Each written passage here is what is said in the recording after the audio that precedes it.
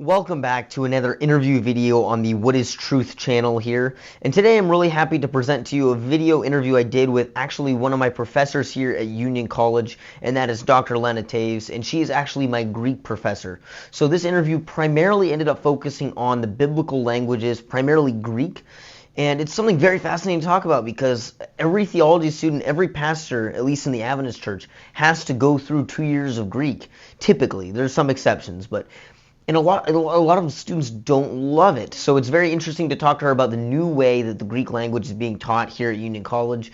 And I really hope you enjoy this informative look into the biblical languages and how they apply for us today. Enjoy.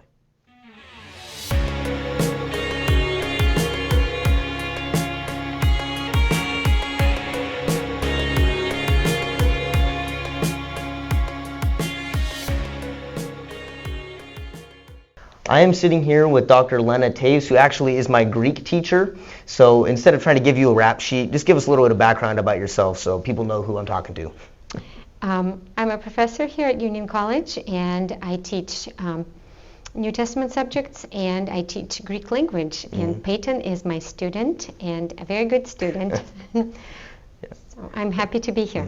Yeah, and you've went back and forth kind of between pastoring and between teaching, right? You pastored out in Wyoming, is that correct? My husband did, and I was a local support there. Yes. So we did ministry together, yes. And we taught a little bit at Andrews, and then went back to pastoring, and then back to teaching, kind of both. Right. We did both. And it's kind of like, something you've mentioned before is how when you're doing the ministry, you're still making sure you keep up on your languages and your scholarly side of things, and vice versa, right? You kind of do a little bit of both no matter where you're at. Yes, I do, and we do. And in fact, when we were pastoring, we try to keep our languages, Bible languages alive, Hebrew and Greek, and every day my husband and I would read a passage or a verse or two in the original languages, depending on what we were studying at the moment, Greek or Hebrew, Old Testament or New Testament. Yes, and we try to keep it alive. And with academia too, we're still writing articles. I'm writing a book, a textbook on using a balanced approach to learning Biblical Greek, which is Kina Greek, and following second language acquisition method. Yes. So maybe you could elaborate, because that's very interesting. We're some of the first classes that have kind of learned it this way, right? At least from your perspective. So what exactly is the difference between the way you used to teach it and the way it's taught now? Yes, you are my second group. Yes. My first group was the year before, yes. Yep. And the difference between the traditional method that I taught for many years before and the new method is we start with speaking. When you learn a new language, when a person learns any language, when the child is born, first we speak with the child, and then at the age of 5, 6, or 7, or whatever age it is, they start reading. In the past, we've always approached Greek language from the academic perspective, which is great in a sense, but it deprived students from enjoying the richness of the language because it wasn't coming to them with ease. They had to put a lot of effort into trying to learn the language. So the method I'm using is 80% of my Greek class is spoken Greek. So we do speak the vocabulary and we do speak the language that is actually a written language in the New Testament. And it helps the brain process the language much easier, and we have better outcomes afterwards. It also helps students learn better and not be scared of the Greek language, because we've been in different places and we've toured around and we've spoken in different places, my husband and I, and every time we see a pastor and ask them, how's your Greek? Or they know something about us knowing biblical languages, they say, oh, Greek was my hardest subject and I hate it, and I passed that class and I never came back to it. So we don't want this to happen. We want people to love the language. We want pastors to be able to use it in their ministry. We want pastors to love the language and don't just pass the class and move on and forget about it. So we want it to be a valuable tool in their ministry. Yeah, and that immersive part, I find it helpful. I think it's working. I guess I never went through the other way of learning it, but I certainly feel like I understand because of the immersion. The other thing was the pronunciation, the way we pronounce it is a little different than it's been pronounced in the past, right? Absolutely, yes. The Erasmian pronunciation, it's the pronunciation that is academic pronunciation, that was not real pronunciation that we used to teach for many years. It's a fake pronunciation? Well, if you want to say that, somewhat yes, somewhat yes. Modern pronunciation, of course, is a little bit different than the pronunciation that we use that was, it's called reconstructed pronunciation, that was reconstructed from the 1st century. Ben Cantor and a group of Biblical Research Center, I mean, they call themselves BLC, Biblical Language Center, from Fresno Pacific University, and they're all over the country now, and they did some research, and we think that reconstructed pronunciation is actually the pronunciation that is sort of in between the academic, that we thought this is how they spoke, and the modern, how they speak now. So it's closer to modern pronunciation. Yes. Let's put it this way. It's closer to modern, but just a little bit different. Kind of like old English. Because when we look at English poetry, for example, William Chaucer or some other authors, when we look back, we see English is difficult.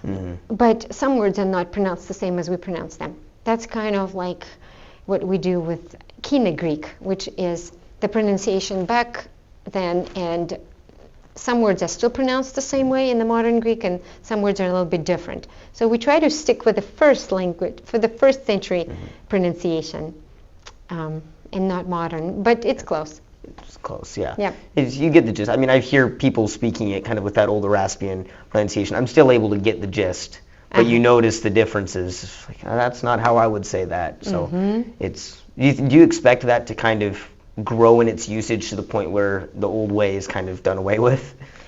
Well, it will depend, but there's a big interest in the academic community and among the Greek teachers all over the world, not just in this country. More and more of us are using this method now. It takes some training. I took a 2-year training to be able to switch from grammatical translation approach into this immersion approach, starting with speaking and then slowly moving into reading and then moving into syntax and exegesis. So I'm developing a balanced approach. It's not completely immersion approach as BLC uses. I'm writing my own textbook with another Greek teacher from Andrews University. So we're combining our efforts because we both believe in the balanced approach that has some of the traditional elements in it, because we need to meet our institutional standards, and we need to be able to move on to translation and exegesis eventually to be able to understand the text, the depth of the text. But I think more and more people are using it. At Berman, there's a professor of Greek who is using this method, and 2 of us, and I don't know anyone else yet, but maybe there's somebody who is trying now or learning this method, because it takes a little bit of effort to switch from traditional into this new method. Yeah, I think more and more people are actually going to move in that direction soon. Yeah, but then we can say, like, I was the first one to do it. We were amongst the first. So, the thing is, a lot of people watching or listening to this don't have any clue anything about Greek. Unlike me or any theology or pastor, they've never studied it, they never looked into it. So first of all, would you say, obviously you'd recommend it to future pastors and theology students, but for someone who isn't going into that field, what's the value of it? How would you recommend to go about that, if any, studying? Yes.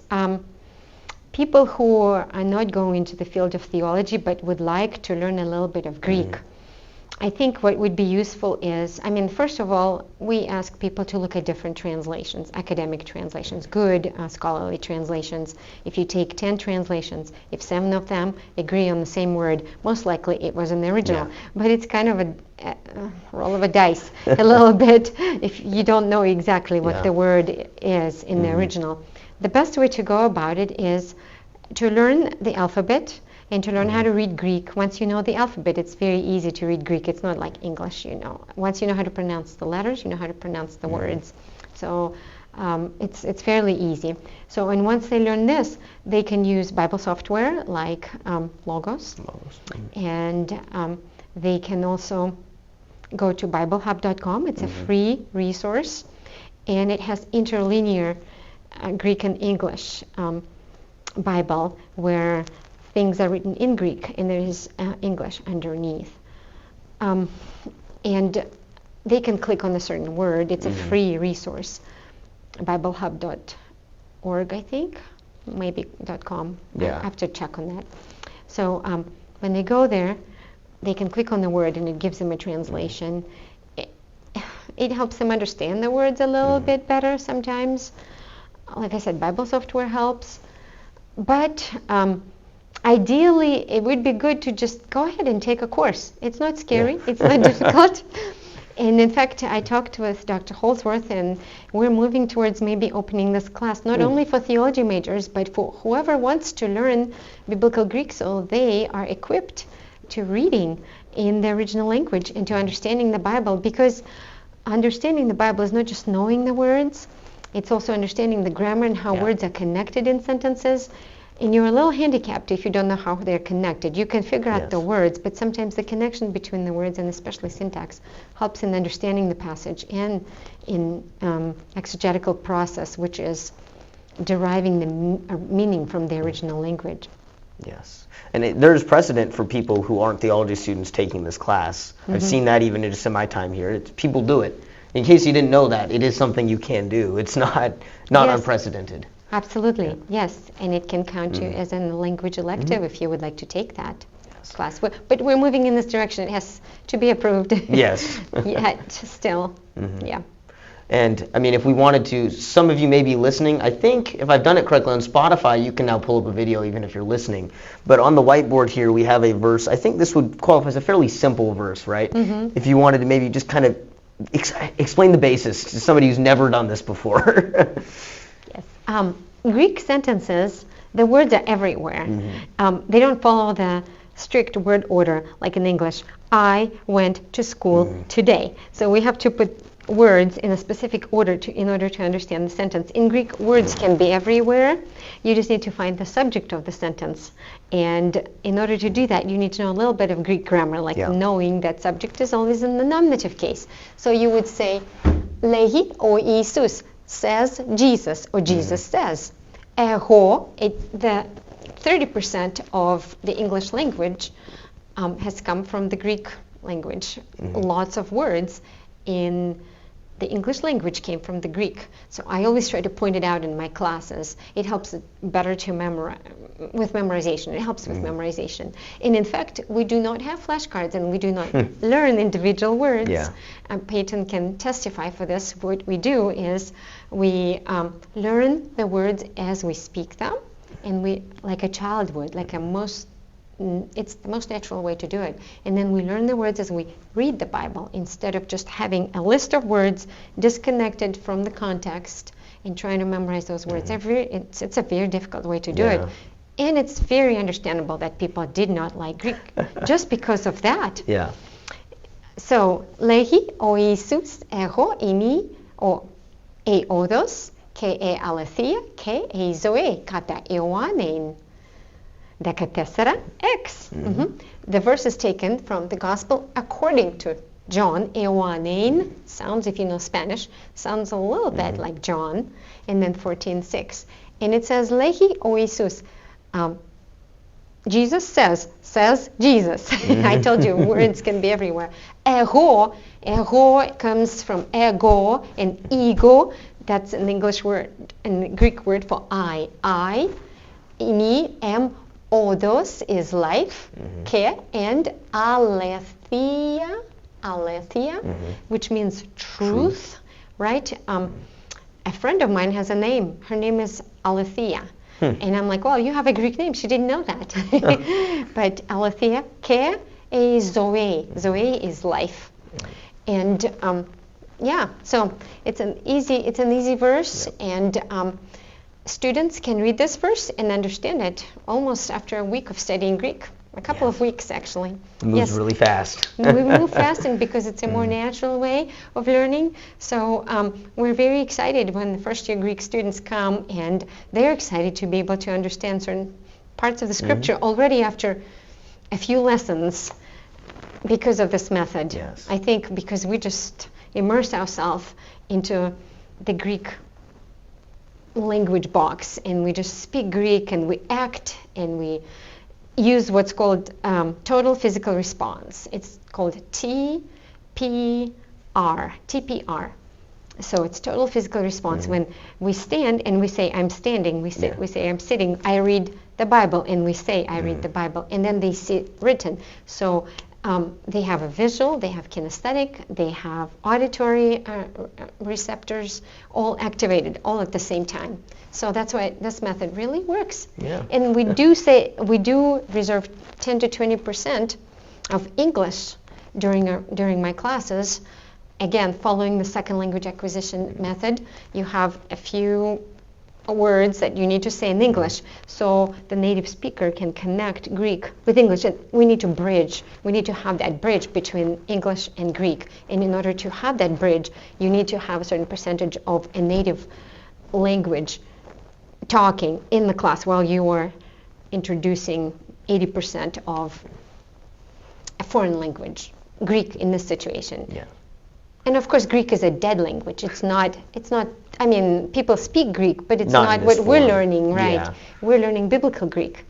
So we're learning written dead language by speaking it first. Yeah. But you know what? We activate all of the receptors in our brain, and it helps us learn that dead language in the most effective way.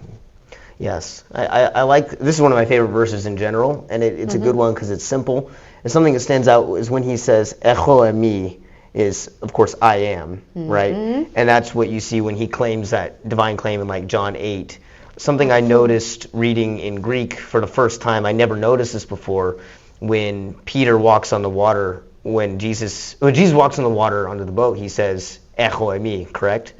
So would you say that's an example of something where it's like you would never get that if you read it in English? It's called one of the I am statements in John. So John 14 is where he has one of the statements here where he says I am. And actually, the word I is not necessary there. Emi by itself can just mean I am, because emi is first person singular pronoun, a verb, and pronoun is inside the verb sort of, because emi already presupposes it's a me verb, so it's I.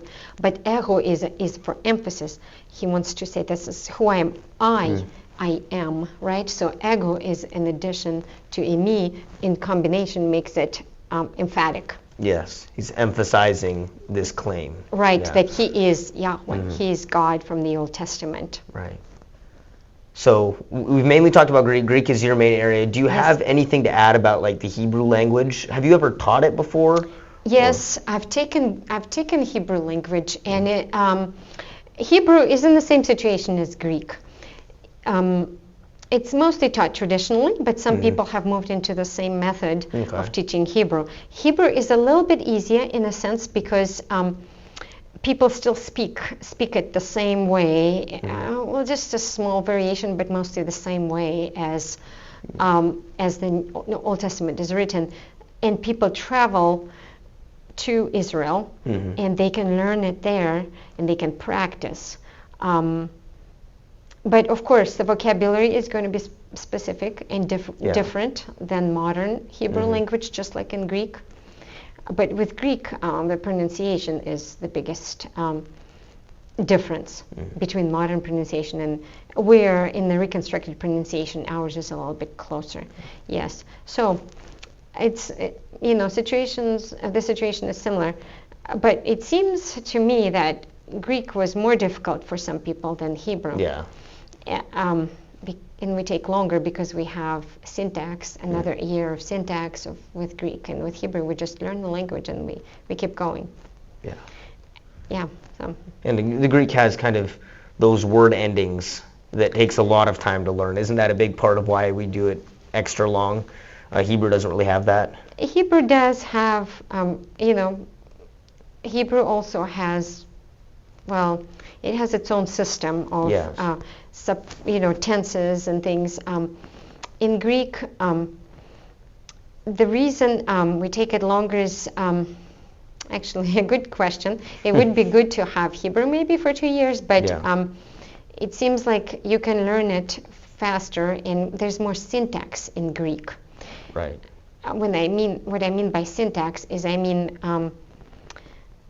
what we're learning now in the second year of Greek. It's the analysis of the passages and the different categories and the functions of different words and how they connect with each other.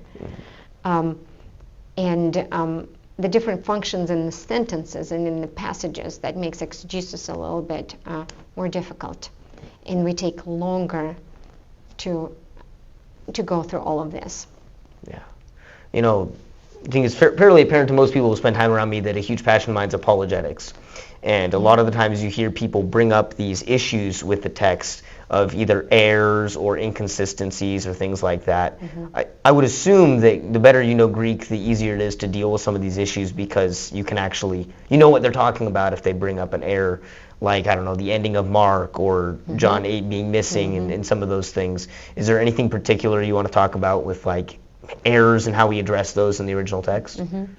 Yes, and it's a known fact that we do not have the original manuscript, and that makes our work a little bit harder, doesn't it? But we have copies and copies of the original, and there are mistakes, of course. When you have a group of people in the oral society, especially in the spoken society, that one dictates and others write it down, it's normal and it's common to make mistakes. The interesting thing is there are only a few major mistakes. Right. And there are only a few manuscripts that are different from the rest. There are different manuscript traditions. And if you ever take textual criticism class in graduate school, so you will learn about the different manuscript traditions. The good news is, despite of all of these differences and the different copies of copies and the differences in all the manuscripts, 99% of the New Testament is preserved in its entirety. And the mistakes are usually very minor, like missing a letter or missing a word that is not super important. Or missing, there was no punctuation, of course, in the original manuscripts. There was no chapter divisions, there were no verse divisions, and everything was, this is actually in small letters, but manuscripts were all in big capital letters, all just text and no division and no punctuation. So punctuation was added later, and then there are variations between those manuscripts where punctuation was added. Some people put a period after one word and a comma after another word, and it just, it just depended on how they read the text. But yes, 99% the manuscripts agree with each other. And we have, we have about close to 4,000 different manuscripts.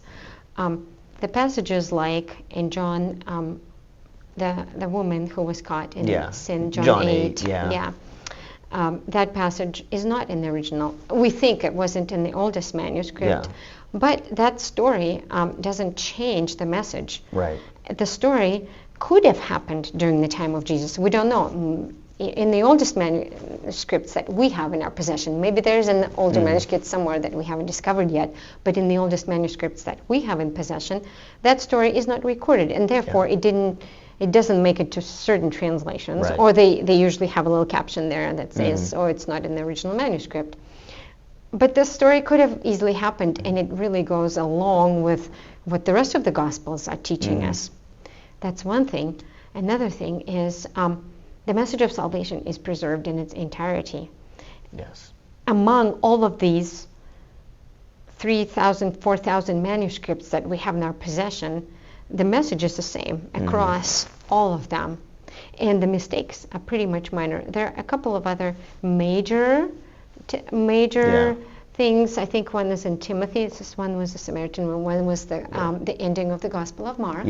Right. And of course, if you read a New Testament scholar like Mark Strauss, you probably have his textbook, and that's Yes. a textbook I use in my Jesus and the Gospels class when I teach that class. We all take turns teaching this class all in the department.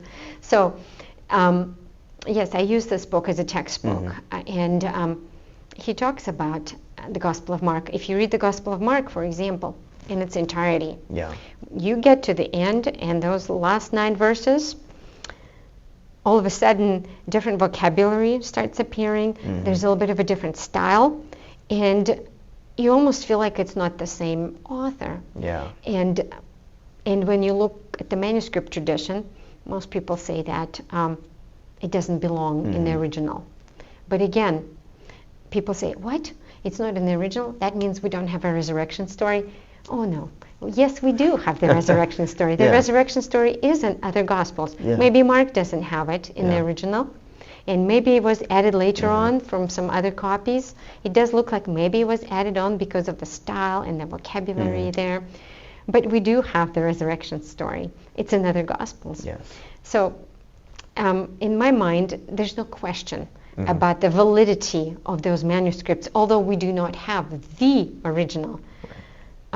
So we shouldn't be concerned, right? It's Right. kind of to be expected, and Absolutely. like you were saying, there's no theological issues that are really, up in the air given an error.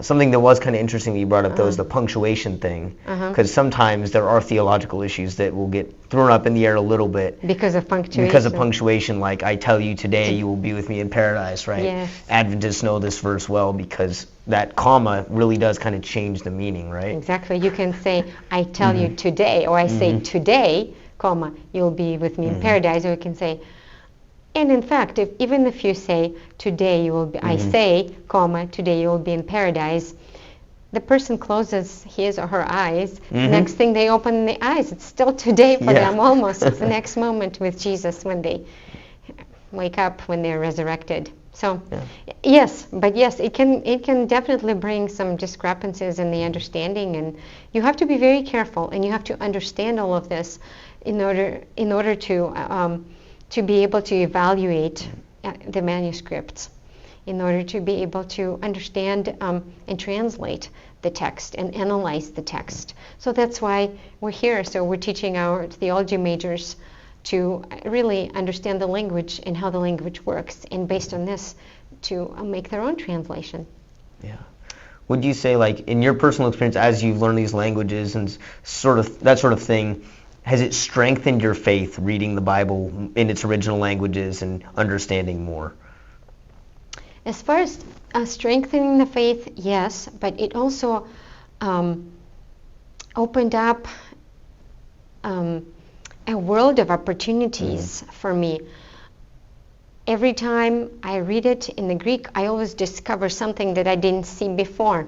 Like I knew certain verses from childhood, but when I read them in Greek, all of a sudden I see a different meaning, or I see an extra insight into the text. It's like the mystery is open, like Jesus says in Mark 4:10-12. The parables are open to those who are pursuing and constantly asking. And again, another thing here in the Greek. So when the disciples come to Jesus after he tells them the parable of the sower, they come, and in the English translation it says, and they ask him, what does the parable mean? If you look at the word ask, or they said to him, if you look at it syntactically, it's actually a certain type of imperfect tense, which implies that they kept asking It's persistent. him. Yes, there's that persistency. So, and he says, well, once you're asking, I'm going to respond to you. So they're persistently asking, and constantly, they keep asking, and he finally says, okay, I'm going to tell you. The parables are open to those who ask, right? And for the rest, parables, they stay parables. Stories remain stories. If you're not inquiring about what they mean, the Bible remains the mystery. The Bible remains the Bible, and the stories remain the stories if you're not interested in digging in and trying to understand what they mean. And he said, but to those who are inside, the mysteries of the kingdom are open. Are you an insider or you're an outsider? Those are fluid categories. Today, you can be an outsider and don't care about learning what the parables mean or the stories of Jesus. Tomorrow, you can be an insider and say, hey, you know what? I want to dig in. I want to understand. So they're not set groups. Right. It's us. Today, I want to study. I want to know more about God. He says, I'm opening it to you. He says, the mystery of the kingdom is open to those who are on the inside. It means those who are persistently asking. And he's talking with them because they persistently, consistently asked him, what is this, Jesus? I don't understand. Please explain it to me. Right? And that Greek verb, if you don't read it in the Greek, you don't understand. Yeah. You just think they asked him. Maybe they asked him once, or well, we asked Jesus too. He says, no, it's the persistency. If you want to know the mystery, God is going to reveal it to you. You just have to ask him. You just have to keep asking him. He's going to reveal it to you. And that's an insight that I got from reading it in the Greek language. And I thought, wow, this is interesting. So, and every time I open the Greek New Testament, I always find additional meaning and additional insight into my understanding of the Word of God and my understanding of God and my relationship with Him and therefore my understanding of relationship with other people and the love that God gives us and that love that transfers to other people and through me. So for me, it's beautiful. For me, it's wonderful. For me, it's a world of opportunities to figure out who God is and what His character is. So if you do have an opportunity to learn Greek or Hebrew or both, right? If you have an opportunity to learn and you're not a theology major, I would encourage you to do so. Whichever way you learn, online, do it through some tutors, come here to our classes at Union College. I think it's a great tool for a Christian to use to be able to understand the Word of God in the original language and to understand that mystery behind God's character, behind His love, just to understand who He is. When I'm in relationship with someone, I want to constantly learn about that person. So, and once I enter into a relationship with God, whatever it takes, I'm going to learn about Him. I want to know more about Him. And Greek is one of the tools to get to know Him better, in my mind. Greek and Hebrew, biblical languages, original languages. So when I study them, when I read them, and I find insights, I understand God better, and my relationship changes with Him for better. Yes. So now I want to continue learning.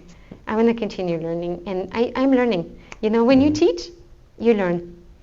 Every time you teach, you learn. You learn with your students. I love learning with my students. Yes. One thing I wanted to say, Yeah. I like with the method that I have, I've used this phrase before, but especially with the method I use now, I want people to make mistakes. When we speak, people they're a little hesitant, but we learn from our mistakes. So mistakes are welcome in my classroom. I think it's actually good to make mistakes. Because if you make mistakes, then it means you're learning. You're not checked out, right? You're learning something. So I welcome all the mistakes. And I don't grade mistakes. What I grade is the improvement. If the person and if the student is improving, then they get better grades. Yes. Yes, we're all learning together. And I am still learning as I go through all of these Bible texts in preparation for my classes. I discover new things all the time. And I transfer them to my students, and I encourage them to discover for themselves. It's a great thing to discover mysteries of God to yourself. That's been the coolest part for me, is when I'm reading a text and I learn something new that I never realized was there. And it does absolutely strengthen our relationship with God. And we could keep talking all day, I'm sure, but people have a short attention span these days, so we're going to start to end off. But I did want to make sure, so you mentioned you're working on a book. Do you have any sort of ETA on that you want to throw in there? Yes. The book that I'm working on is a textbook that uses a balanced approach to learning the Greek language, the original Greek, Koine Greek. And we just finished the first chapter. Okay. And we have a few more chapters to go. The projected date of finishing is next October 2024. Okay. So hopefully it will be done then. So as far as the book, what we're trying to do is we want students to learn Greek from day one reading scripture. Mm-hmm. So, and the conversational element is involved there along with reading scripture. So we want students to speak and read all at the same time. Yes. And learn grammar as we go, not through some disconnected sentences, but right through the scripture. So this is the book we're writing, and it's going to be mostly based on the Gospel of John because it's easy. John is the easiest Greek because John's Greek is not complicated. Paul's Greek is very complicated. John was a fisherman, right? Yes, well, yes, yeah. Right. And yes, Greek was his second language, and after John, we move on to more complicated things. I mean, Mark and John are the easiest to start with. So we started with John and Mark, and then we go to Matthew, and then we go to Luke and Paul, and finish there. So hopefully it will be a good. I'm excited about this project. Yes. Because I think it's going to be very helpful for students to learn right from the start, from the Bible, from the Greek New Testament, right away. That's an exciting thing. I look forward to seeing that final product. And thank you, Dr. Toews, for sitting down and having this conversation. And hopefully you all enjoyed and were blessed by it. Yes, thank you for having me. Mm-hmm. God bless.